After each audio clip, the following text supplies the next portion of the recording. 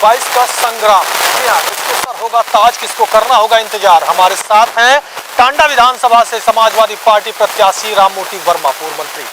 उनसे जानने की कोशिश करेंगे क्या विजय रथ जो भारतीय जनता पार्टी लगातार ये कह रही है कि 300 के पार, क्या समाजवादी पार्टी उस रथ को रोक पाएगी। राममूर्ति जी, सबसे पहला सवाल कि क्या जो बीजेपी सरकार बार बार ये कह रही है 350 के पार या 300 के पार, क्या उस रथ को रोक पाएंगे? देखिए, बीजेपी हमेशा झूठ बोलने का काम करती है और इस झूठ को अब पूरे देश के लोगों ने समझ लिया है।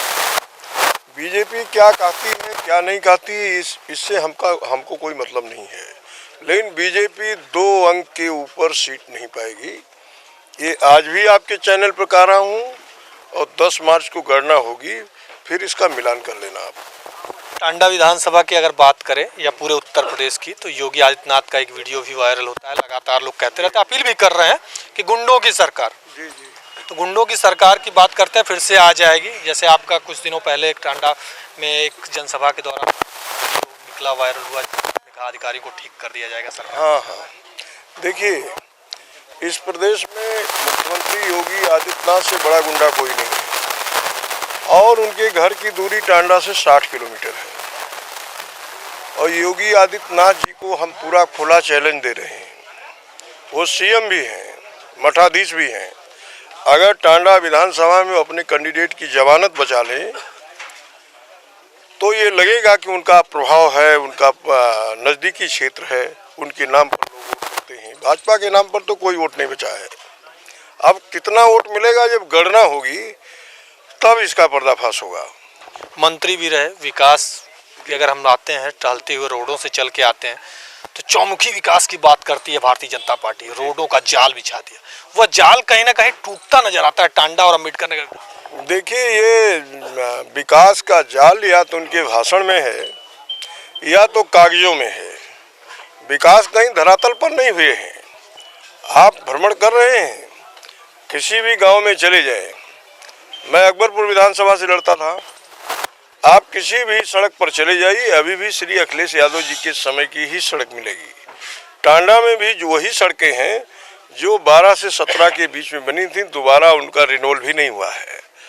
तो ये सब कागजों में विकास किए हैं। सरकारी खजाने को इन्होंने लूटा है। थाने तहसीलों से मिलकर इनके छोटे नेताओं ने जनता को लूटा है।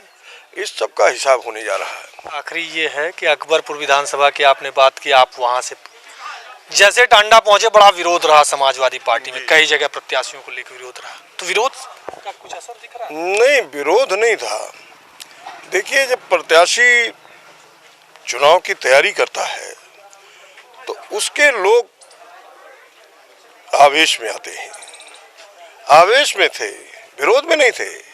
कि राममूर्ति वर्मा को यहाँ किसी का हक अधिकार छीनने के लिए नहीं लाया गया है, बल्कि भारतीय जनता पार्टी का कोई भी वार षड्यंत्र काम न कर सके इसलिए मुझे लाया गया है। और मेरे यहाँ प्रत्याशी बनने के बाद, आज़ादी के बाद से आज तक पहली बार भारतीय जनता पार्टी का यहाँ विधायक वो महिला हुई थी, उसका टिकट उनको काटना पड़ा, जो उनका अपना आत्मघाती फैसला है।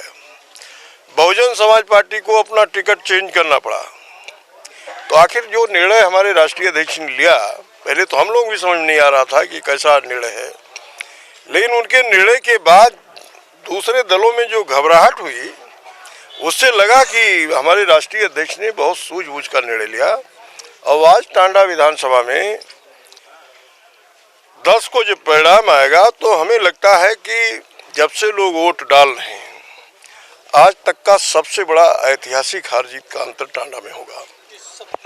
एक आखिरी प्रश्न, अगर टांडा की बात करें या अम्बेडकर नगर जनपद की बात करें, दोनों तरफ से आप, तो विकास के मुद्दे हैं और कई ऐसे मुद्दे, क्या सबसे अहम मुद्दे हैं जिनको सरकार में आते ही सबसे पहले उसका निदान करेंगे इन विधानसभाओं के लिए? देखिए, सबसे पहली प्राथमिकता तो हमारी है कि सभी स्कूल कॉलेज खुलें। लोगों को पढ़ने लिखने का अवसर जो एक षड्यंत्र के तहत बंद किया गया है 2 वर्षों से, उसको तत्काल खोला जाएगा। गांव, खेत, खलिहान, किसान, मुसलमान परिवार के बच्चों को पढ़ने लिखने का अधिकार जो पहले था वो फिर से हो जाएगा। और जो एक दहशत का वातावरण है वो समाप्त होगा।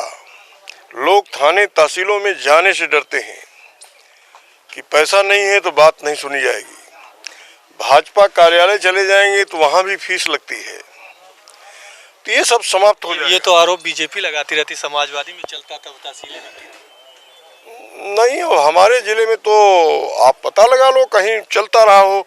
और बीजेपी का हम बताइए, थानेदार खड़ा कर देंगे, वो बयान करेगा आपको कि 50 लाख रुपए महीने देते हैं, जिसमें पूरा प्रशासन शामिल है। एक थाना 50 लाख रुपया महीना देता है।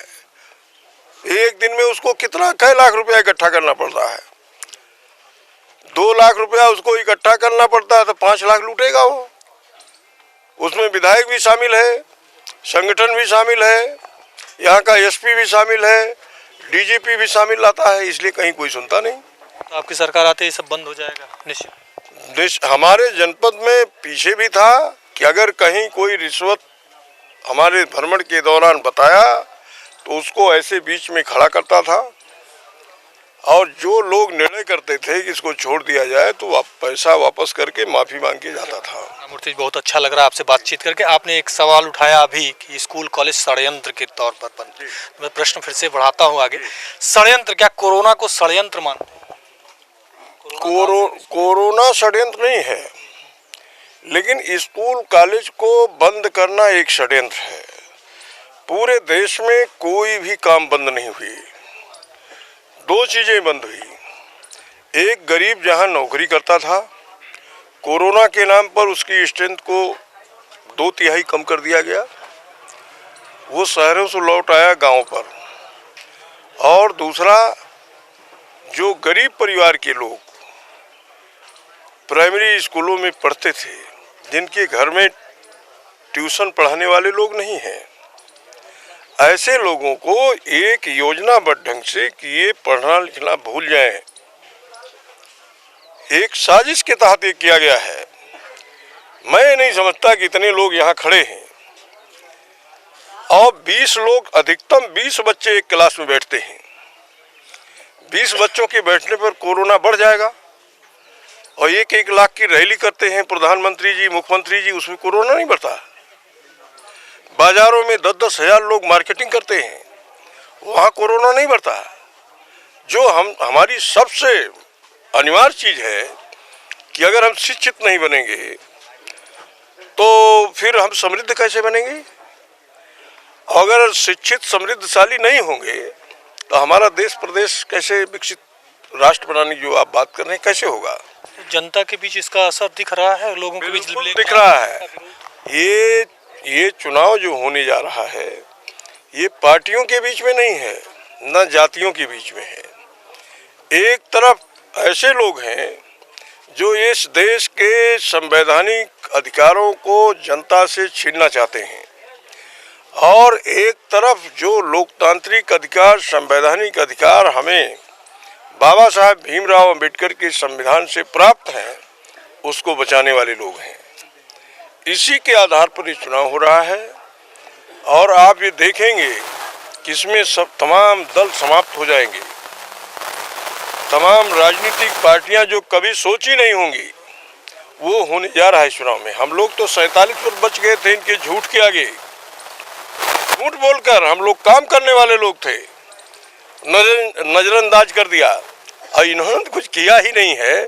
और दूसरे लोगों का इतना भय व्याप्त है कि इन्होंने कई बार कहा है कि संविधान में कुछ अनुच्छेद ऐसे हैं जो अनुपयोगी हैं।